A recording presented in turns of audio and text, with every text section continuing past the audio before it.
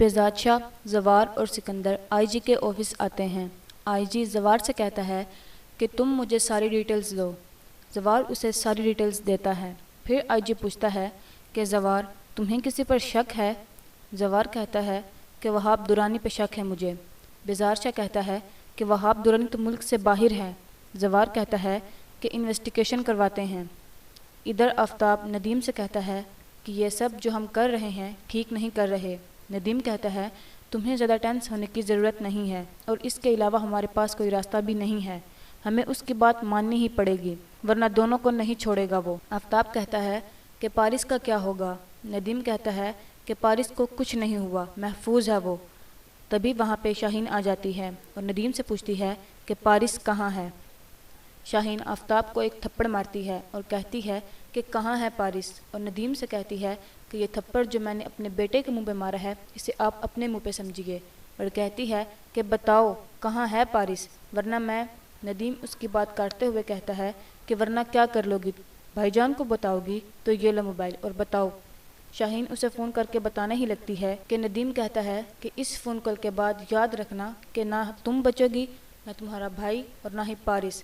शाहीन कहती है तो आपको क्या लगता है कि मेरे भाईजान आपको छोड़ देंगे? नदीम कहता है कि तुम अपना मुंह बंद रखोगी ना तो सब ठीक रहेगा।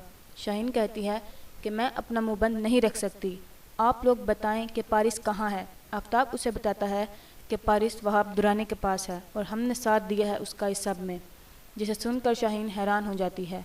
यहाँ दूसरी तरफ अब्बास जवार को कहता है कि तुम्हें क्या लगता है, तुमने वहाब का नाम लेकर ठीक किया? जवार कहता है कि हाँ। अब्बास कहता है कि अगर वो इस सब में इन्वॉल्व ना हुआ तो?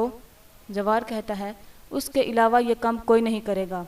अब्बास कहता है खैर छोड़ो, पुलिस सोल्ड आउट कर लेगी, पारिस भी आ जाएगी। जवार कहता है कि पुलिस सोल्ड आउट करे ना करे मैं पारिस को ज़रूर ढूंढूंगा। अब्बास कहता है कि तुम्हें क्या मालूम है कि वो उसको कहाँ लेकर गए हैं?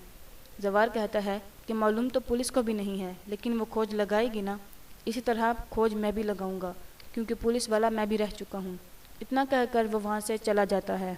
फिर रात को जवार बेजाद शाह के घर आता है और बेजाद शाह से कहता है कि सर अगर आप बुरा ना माने तो एक बात कहनी थी आपसे। बेजाद शाह कहता है कि हाँ कहो। जवार कहता है कि सर मुझे नदीम और आफ्ताब का नंबर चाहिए।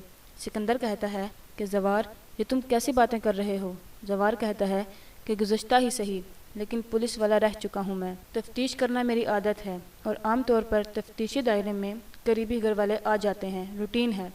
बेजाद शाह कहता है कि तुम्हें जो मुनासिब लगे तुम वो करो, किसी भी इजाज़त की ज़रूरत नहीं है तुम्हें। फिर सिकंदर जवार को उन दोनों का नंबर भेजता है और वो उसे अपने किसी दोस्त को ट्रेस करने के लिए भेजता है। थोड़ी देर बाद उसे उसका फ़ोन आता है और वो उसे बताता है कि उन नंबर्स में से जो नंबर नदीम शाह के नाम पर है उस नंबर पर वहाब दुरानी हफ्ते में 1-2 बार फ़ोन करता है, जिसे सुनकर सब हैरान हो जाते हैं। और यहाँ दूसरी तरफ पारिस मुलाजमा को बुलाकर उसे मारकर बेहोश कर देती है और उसे बांधकर उसका मोबाइल ले आती है और जवार को मैसेज करके बताती है कि वो वहाब के किसी फार्म हाउस में है।